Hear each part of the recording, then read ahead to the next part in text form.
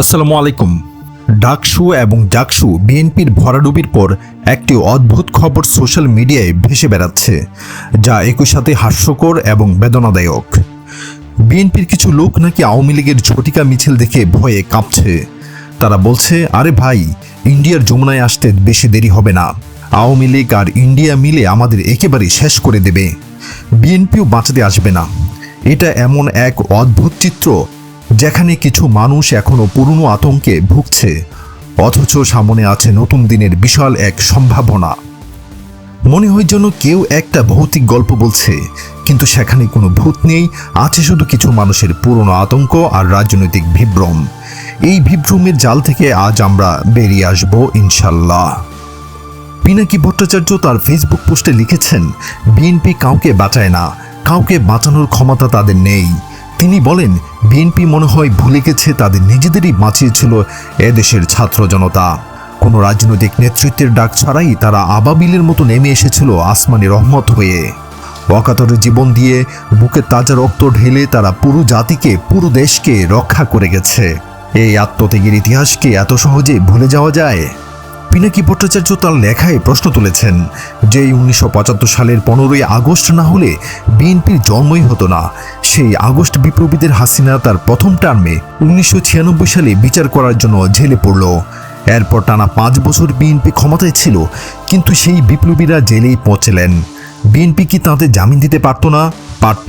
মামলা নিষ্পত্তি করতে পারত, কিন্তু তারা কিছুই করেনি। তিনি আরও বলেন, আপোষে তাদের হাসিনার হাতে তুলে দিয়েছে যেন আরামসে ফাঁসি দিতে পারে, আর সেই ফাঁসি দিয়েও দিল। এক এমন রাজনৈতিক মিত্রতা যেখানে নিজের দলের মানুষকেও রক্ষা করা যায় না। তিনি আরও যোগ করেন, জোটসঙ্গী জামাতের শীর্ষ নেতাদের বাঁচানোর জন্য কিছু করে নাই। বাদ দেন, নিজের দলের নেতা সালাউদ্দিন কাদের চৌধুরীকে বাঁচানোর জন্য কিছু করে নাই। পিনাকি ভট্টাচার্যের এই প্রশ্নগুলো আমাদের মনে গভীর দাগ কাটে। যদি নিজের দলের নেতা নিজের জোটের সঙ্গীদেরই রক্ষা করতে না পারে, তাহলে তারা সাধারণ মানুষকে কিভাবে রক্ষা করবে? এই প্রশ্নগুলো আজও অমীমাংসিত রয়ে গেছে। পিনাকি ভট্টাচার্য তার পোস্টে উল্লেখ করেছেন, পুরা জাতি 15 বছর ফেসিবাদকে খাইছে, কিছু করছে বিএনপি? করে নাই। 2013 সালের 5 মের কথা মনে আছে? সেদিন তো বিএনপির রাস্তায় নেমে যাওয়ার কথা ছিল, কিন্তু তারা কি করেছিল? পিনাকি লিখেছেন, বিএনপি মাঠ ফাঁকা করে দিয়ে হেফাজতকে বিপদের মুখে ফেলে দিয়ে যায় নাই, গিয়েছে। তিনি আরও বলেন, বিএনপির কাউরে সুরক্ষা দেওয়ার হ্যাডম নাই, কখনো ছিল না। দেশের মানুষ এখন নিজেদের রাজনৈতিক ক্ষমতা নিজেই চিনতে পারছে। এই ক্ষমতাকেই তিনি বলেছেন পলিটিক্যাল এজেন্সি।